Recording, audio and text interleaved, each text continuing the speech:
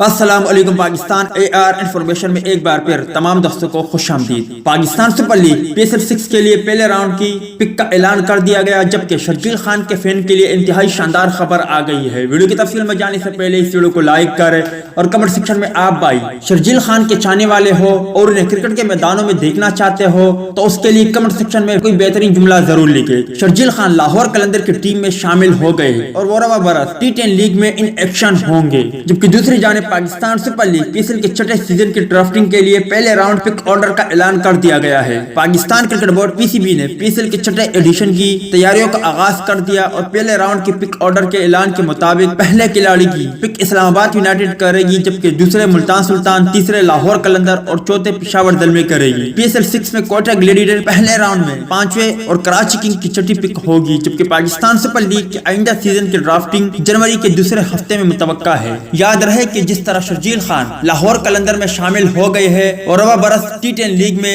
In action ہوں گے، اس کے علاوہ محمد عامر اور شاط خان آفریدی بھی T10 لیگ کا حصہ ہوں گے۔ امید ہے دوستوں کہ آج کی ویڈیو بھی آپ کو پسند آئی ہوگی۔